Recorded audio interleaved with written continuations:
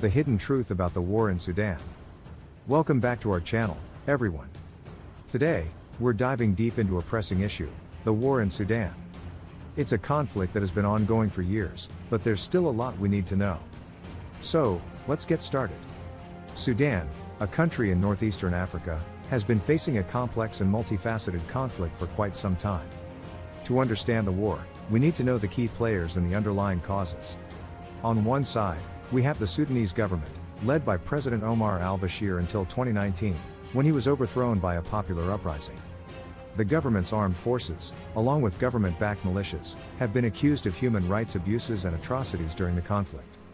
On the other side, we have various rebel groups, such as the Sudan People's Liberation Movement North, Sudan Liberation Movement, and Justice and Equality Movement. These groups primarily represent marginalized communities who feel excluded from political power and economic resources. The conflict in Sudan has mainly centered around three major regions: Darfur, Blue Nile, and South Kordofan. These areas have witnessed significant violence and displacement of civilians. The war has resulted in a humanitarian crisis with millions of people being displaced from their homes, fleeing violence and seeking refuge in overcrowded camps. Access to basic necessities, such as food, clean water, and healthcare, has become a daily struggle for many. Now, let's talk about the underlying causes of the war.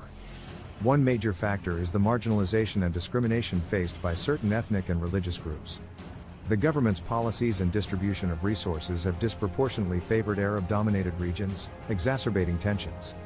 Additionally, socioeconomic disparities, lack of development, and unequal access to land and resources have fueled grievances among marginalized communities. These factors have contributed to a sense of marginalization and a desire for self-determination among these groups. The war in Sudan has not gone unnoticed by the international community. Several countries and organizations have been involved in efforts to mediate the conflict and provide humanitarian aid. The United Nations, African Union, and other regional organizations have played key roles in facilitating negotiations and peace agreements. Despite some progress, achieving lasting peace in Sudan remains a significant challenge. There have been multiple peace agreements over the years, but they have often been fragile and short-lived. In recent years, there have been some positive developments. The overthrow of President Omar al-Bashir led to a transitional government, which has been working towards political reforms and addressing the root causes of the conflict. Sudan's government has engaged in peace talks with rebel groups, resulting in agreements and steps towards a more inclusive and democratic Sudan. As concerned global citizens, it's crucial for us to stay informed about the war in Sudan. By raising awareness and supporting organizations working on the ground, we can contribute to positive change and help alleviate the suffering of those affected by the conflict. That's it for today's video. If you found this information valuable, make sure to hit the like button and share it with others. Remember to subscribe to our channel for more insightful content.